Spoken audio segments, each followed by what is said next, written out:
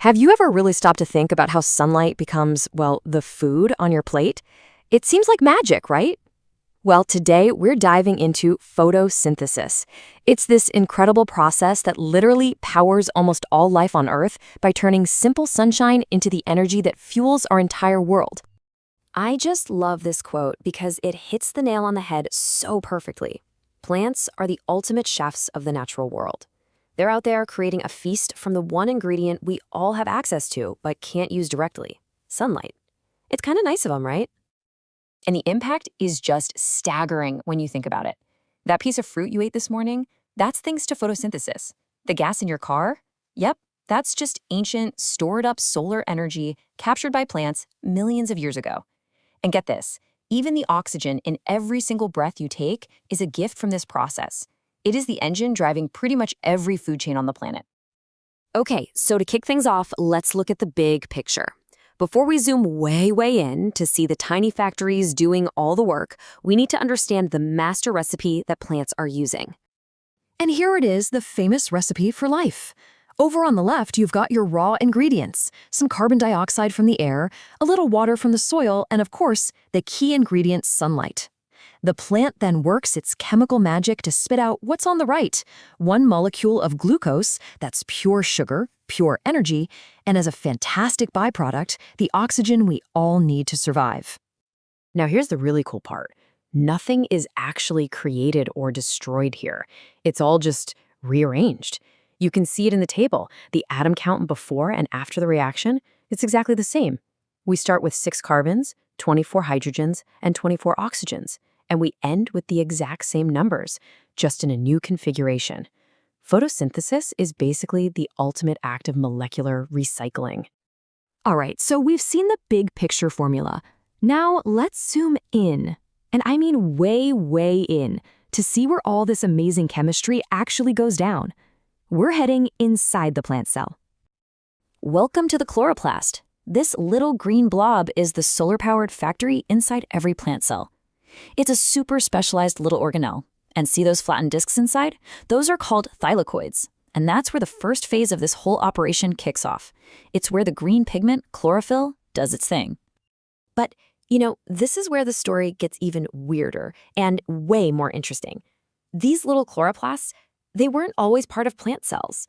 So how on earth did they get in there? Well, the leading theory is something called endosymbiosis. The story goes that a long time ago, a bigger cell basically swallowed a tiny, independent bacterium that could already do photosynthesis. But instead of being digested, they struck a deal. They formed a partnership. That little bacterium eventually evolved into the chloroplast we know today, a tiny captured factory that completely changed the course of life on Earth. How cool is that? So, inside this incredible factory, the whole process is like a 2-part assembly line. First up is the most important step: capturing that raw energy from sunlight. This slide lays out the 2 halves of our assembly line perfectly. On the left, you've got the light reactions. As you can guess, they need sunlight to run. They take in water and light and spit out energy-carrying molecules. Then on the right, you have what some people call the dark reactions. A better name is the Calvin cycle. They don't need light directly, but they absolutely depend on the energy that was just captured during those light reactions to build the sugar. Okay, so for this first stage, the plant has a very specific toolkit. The star player, of course, is chlorophyll. That's the green stuff that actually absorbs sunlight. It works inside these big protein groups called photosystems.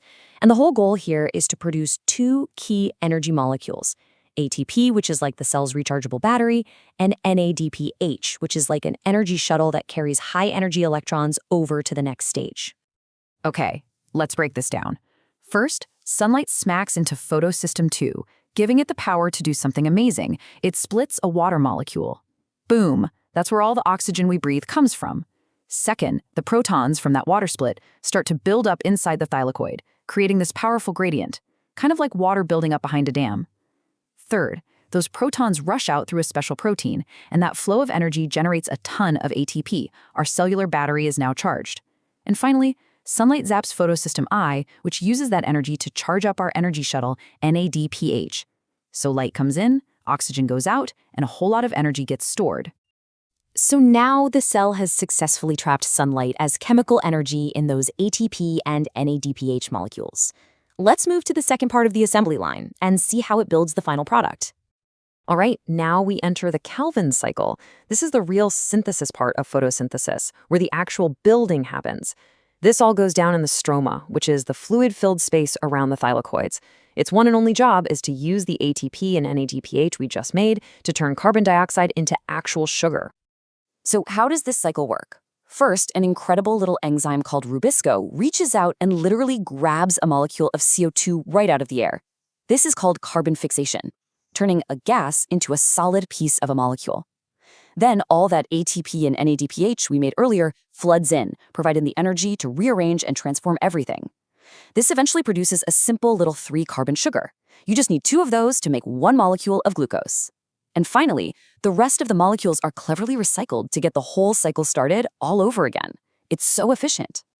And just like that, the factory has done its job.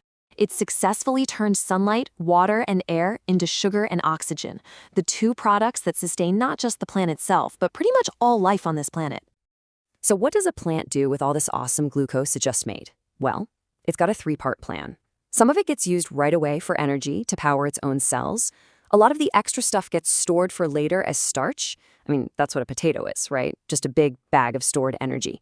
And the rest is used as a building material to create the tough cellulose that makes up the plant's stems and leaves. And we can't forget about the byproduct. To the plant, oxygen is just waste. It gets rid of it through these tiny little pores in its leaves called stomata. But for us, and for every other animal on this planet, this waste is the very gas that lets us live and breathe. It really is a case of one organism's trash being another's treasure. Okay, for the last time, let's zoom all the way back out and connect this tiny, microscopic process to its massive, planetary-scale impact. Every single second of every single day, trillions of plants all over the globe are actively pulling carbon dioxide out of our atmosphere to fuel that Calvin cycle. They literally act as the planet's lungs, helping to keep our climate in check by removing this greenhouse gas. And that's exactly why something like deforestation is so dangerous. It weakens our planet's ability to breathe. And this brings us right to our modern challenge. See, when we burn fossil fuels, we're releasing enormous amounts of carbon that were captured by photosynthesis millions of years ago. We're putting all that ancient carbon back into the air way, way faster than today's plants can possibly absorb it. And as you can see from this chart, it is seriously tipping a very delicate balance, pushing CO2 levels far beyond anything we've seen in recent history. So the big takeaway here is this. Photosynthesis isn't just some boring chapter in a biology textbook.